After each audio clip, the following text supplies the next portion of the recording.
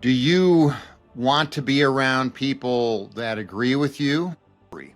The fact that slavery was engaged in for centuries did not make slavery right.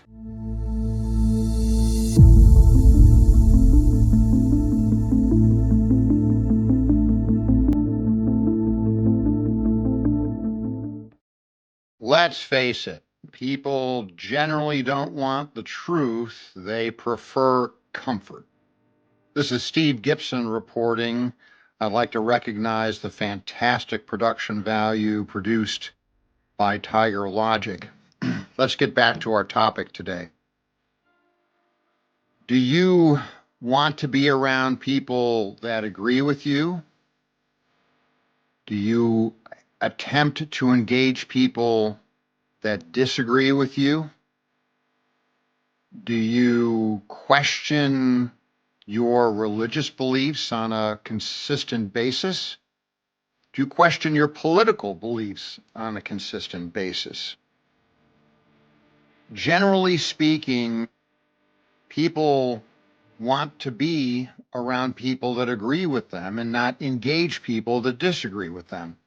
Whether it is uncomfortable, whether it is a fear of confrontation, generally speaking, people do not search for the uncomfortable truth that might be out there. Let's take religion, for example. Most people who have a religious conviction have that religious conviction by saying, well, I grew up that way.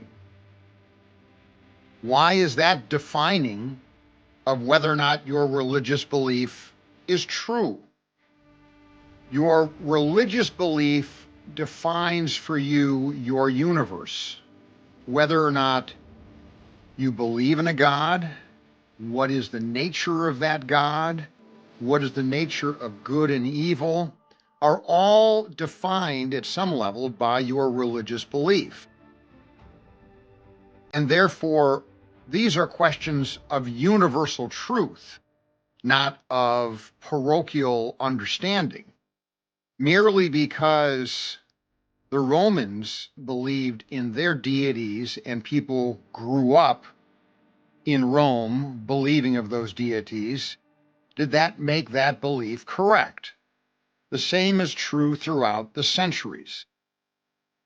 We must question what we are brought up with. We must question the propriety of activities, morals, and laws.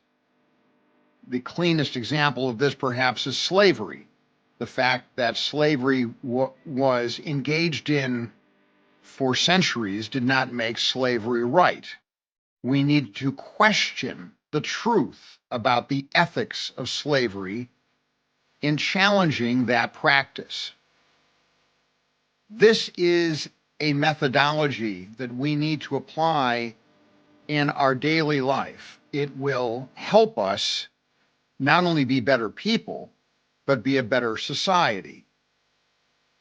If you are searching for what is the truth of what is being reported in the news, if you watch MSNBC, or MS Now, I guess it is now, merely because it's comfortable for you to hear their tirades against the Trump administration, are you learning anything? Or are you merely listening to that channel because it's comfortable?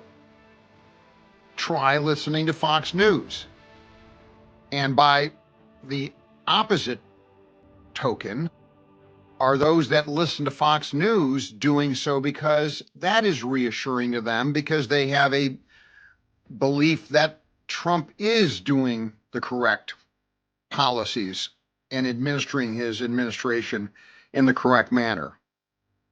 Now, I would not necessarily advocate that you tune into MS Now, given how inherently biased and slanted they are, and I would not necessarily advocate that you have a steady diet of Fox News either, although Bret Baier is probably fairly balanced in his reporting.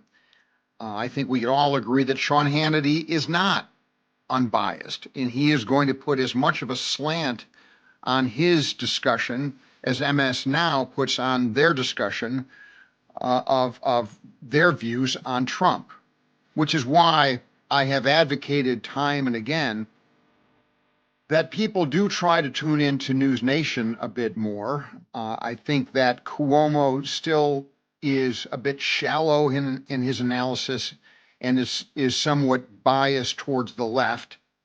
But Leland Vittert appears to be striving for a ascertainment of the truth and a fairly balanced report.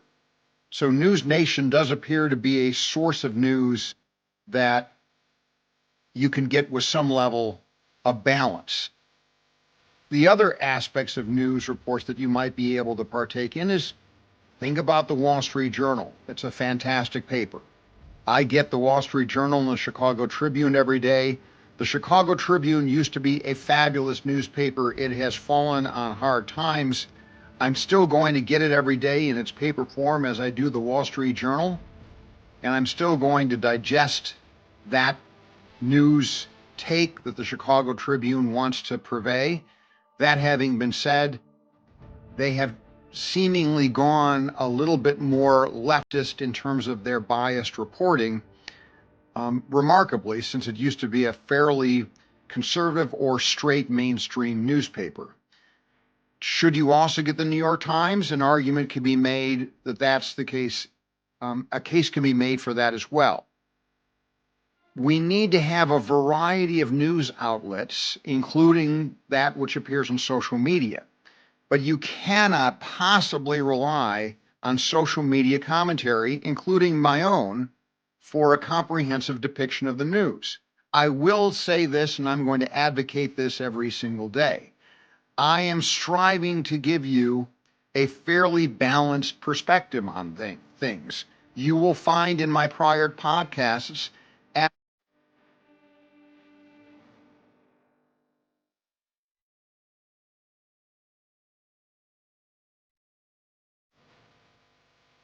challenging a variety of religious and philosophical beliefs. I hope that you will continue to like, support, and follow this channel so that I have the opportunity to continue to provide you with those forms of opinions on a wide array of topics. You know, what's interesting about all of this is that you find the truth often in the most realistic media coverage you can imagine, and that is sports. I find that fans of teams that are not doing well will come down on those teams and say they're not doing well, and they will truthfully complain about their sport team that they support by virtue of the fact that those teams, in their opinion, should be doing better. And when those teams in their hometown that they support are succeeding, they will become active and rabid fans under those circumstances. Now, I grew up and I live in Chicago. There are diehard Cubs fans, there are diehard Bears fans, there are diehard White Sox fans, etc. These fans know the truth. They call themselves diehard because they know that more often than not, their home team is not going to succeed. But why can't we apply that same rather rational, balanced view of our sports teams to our religion and politics? If Democratic politicians are not being successful in, for example, California or Illinois or New York, why is it that we don't vote them out? Why is it that decades of Democratic control of cities like Chicago has endured when it's abundantly clear that those administrations have been abject failures in advancing the interests of their cities?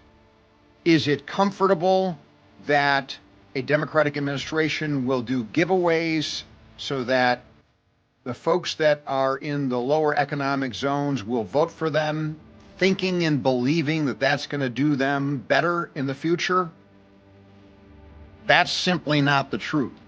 What is going to improve the lives of everyone in, for example, the cities of New York, Los Angeles, and Chicago is that you have administration of better education, better budget control, better policing, better business generation, and better employment.